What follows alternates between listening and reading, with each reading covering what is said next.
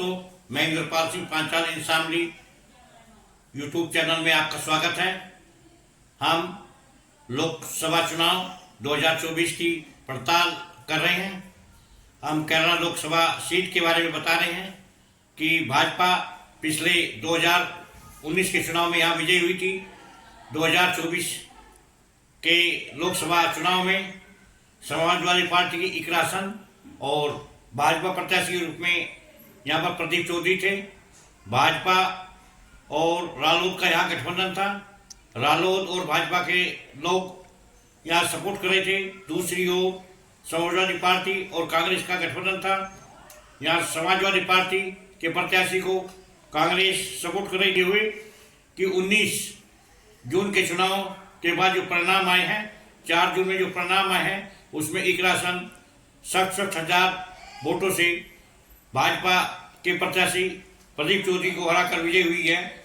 और हम बताते हैं चुनाव के क्या परिणाम रहे हैं, भाजपा क्यों हारी और समाजवादी पार्टी प्रत्याशी क्यों जीती है।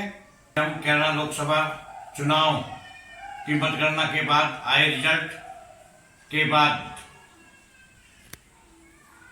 पूरी जानकारी दे रहे हैं कि लोकसभा चुनाव में कौन प्रत्याशी जीता और किस प्रत्याशी क्या हैसियत रही, और ये बताएंगे।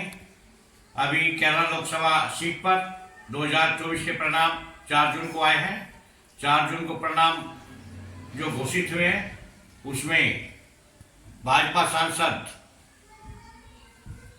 के रूप में प्रत्याशी के रूप में खड़े थे प्रदीप चौधरी, जो पिछली बार 52,000 वोटों से केरला लोकसभा सीट से विजयी हुए थे। उन्होंने समाजवादी पार्टी की प्रत्याशी तबस्सुम हुसैन को हराकर जीत हासिल की थी। इस बार समय परिवर्तन हुआ और 2024 में भाजपा प्रत्याशी के रूप में प्रदीप चौधरी दोबारा चुनाव में मैदान में थे। उनके सामने तबस्सुम हुसैन समाजवादी पार्टी की प्रत्याशी के रूप में इकरा हसन सामने थी। दोनों की चुनाव में टक्कर हुई और आमने सामने की टक्कर में इकरा हसन विजय हुई है। और चुनाव के बाद में हम आपको जानकारी देंगे कि इकरा हसन की जीत का मुख्य कारण क्या है और केरला लोकसभा सीट पर भाजपा की हार का कारण क्या रहा है। हम आपको बता दें, केरला लोकसभा सीट में केरला विधानसभा, शामली विधानसभा, थाना भवन और नुकुड़ और गंगो विधानसभा शामिल है, जिसमें केरला विधानसभा सीट पर विधायक के रूप में नाई दसन है जो समाजवादी पार्टी के हैं, और शामली विधानसभा में प्रसन्न चौधरी रालोद के हैं। नुकुड़ और गंगो में भाजपा के विधायक हैं, जिसमें विजयी हुए हैं। और अब लोकसभा का चुनाव हुआ है,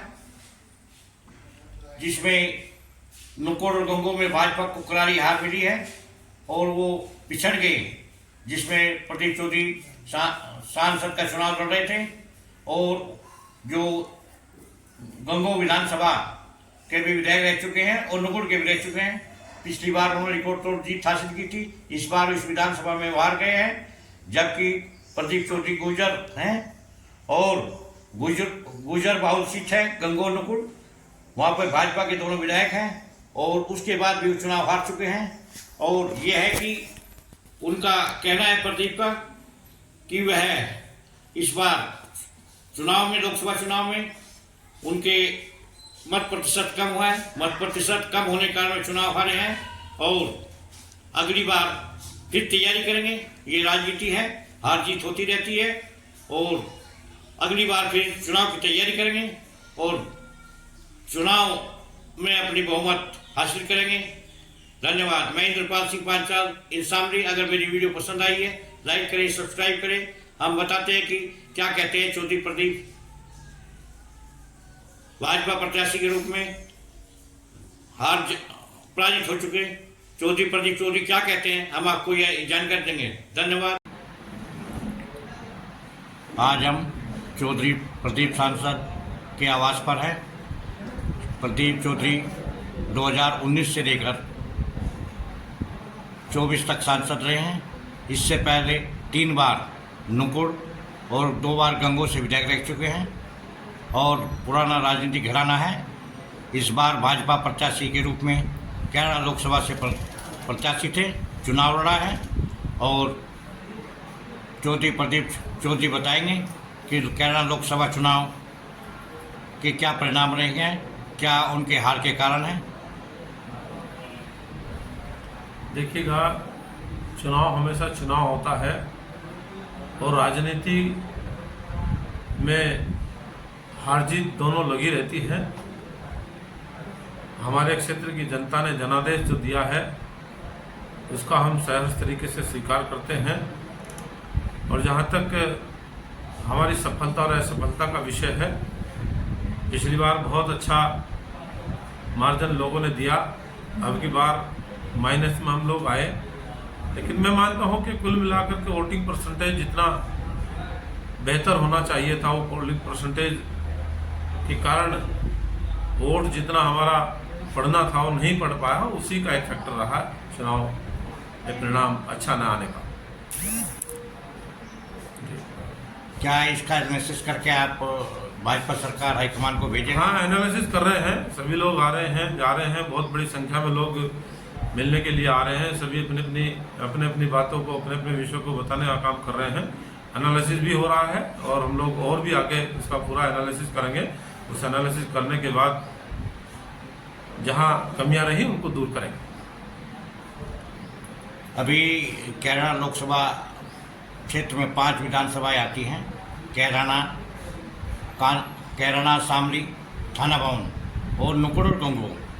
जबकि नुकुड़ गंगो में भाजपा के विधायक रहे हैं और थाना भवन में ठाकुर बाउल रहे और कैराना विधानसभा ठाकुर गुजर बाउल रहे और शामली विधानसभा में आपने बढ़त ली है। इसके क्या कारण है कि आप गंगो नुकुड़ में क्यों पिछड़े, क्या स्थिति रही? वही तो मैं बता रहा हूँ।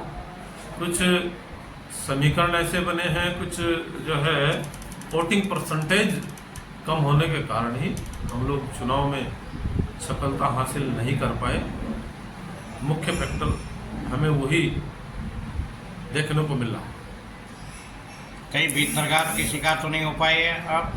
वो सब चीज़ें तो अभी कहना जल्दबाजी है, उसमें कोई ऐसा विषय नहीं है। लेकिन कुल मिलाकर के उसके लिए पार्टी होमवर्क कर रही है, पार्टी एनालिसिस कर रही है, वो काम पार्टी का है। आप अपने राजनीतिक परिवार के बारे में बताएंगे। आप राजनीति में कब आए और आपके पिताजी पहले कब विधायक थे, कहाँ से चुनाव लड़े? हमारे फादर मास्टर कुनपाल सिंह जी सन 84 में उन्होंने पहला चुनाव लड़ा था, लेकिन वो हार गए थे उस समय। उसके बाद कुल मिलाकर के उन्होंने 5 बार विधानसभा के चुनाव लड़े और 5 बार विधानसभा के चुनाव लड़ने के बाद 2-3 बार वो एमएलए रहे। कहाँ विधानसभा में? नकुड़ विधानसभा इस समय होती थी, नकुड़ से ही लड़े। और इसी प्रकार से क्योंकि उनके अचानक तबीयत खराब होने के कारण उनकी डेथ हो गई 99 में। 2000 में जब उपचुनाव हुआ, 2000 के उपचुनाव में मैंने विधानसभा का चुनाव लड़ा और उस समय मैंने सफलता हासिल की थी। 5 बार विधानसभा के चुनाव मैंने लड़े, 5 में से 3 बार में सफल रहा, 2 बार असफल रहा। और उसके बाद फिर लोकसभा, फिर 2 बार लोकसभा लड़ने के बाद 1 बार सफल हुए, 1 बार असफलता सामने आई।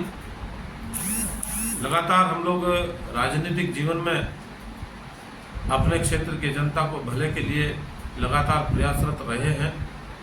लंबे समय से, लगभग 24-25 साल मैंने राजनीतिक जीवन में अपने काम किया है और करीब 20-22 साल, 25 साल के करीब पिताजी ने अपने राजनीतिक जीवन को सफल बनाने के लिए उनके द्वारा जो क्षेत्र के लोगों के मन में उन्होंने अपनी जगह बनाई, अपना स्थान बनाया और उनके कामों को हमेशा तवज्जो और प्राथमिकता देने का काम किया है। उसी प्रकार से उनसे हमने बहुत कुछ सीखा है और उनके बताए हुए रास्ते पर हम लोग चले और लोगों के बीच में रह करके अपना बेहतर परिणाम देने का प्रयास करते रहे। कभी सफलता मिलती है, कभी असफलता मिलती है, ये एक प्रकृति का नियम है। मैं समझता हूँ कि इससे किसी भी प्रकार से हमारे सम्मानित साथियों से मैं कहूँगा कि वो किसी भी प्रकार से हताश निराश मत हो। सरकार, पार्टी, हम लोग आप लोगों के सभी समर्थकों के साथ हैं। पार्टी के कार्यकर्ताओं ने जिस प्रकार से हमारे साथ खड़े होकर के काम किया है, और मैं समझता हूँ कि खड़े होकर के जब आदमी प्रयास करता है, कभी सफलता मिलती है, कभी नहीं भी मिलती है, लेकिन उससे मैं यही कहूँगा कभी निराश होने की आवश्यकता नहीं है। हम सब साथियों के साथ खड़े हैं, हर प्रकार का अच्छा परिणाम निकालने के लिए आगे भी तत्पर रहेंगे। आगे क्या कार्य योजना है आपकी, क्या प्लानिंग है? हम लोग अभी भी उसी काम को जारी रखेंगे। अपने क्षेत्र के अंतर्गत जो विषय हैं उनको भी आगे बढ़ाएंगे और लोगों से मिलना जुलना करने का काम जारी रखेंगे। धन्यवाद।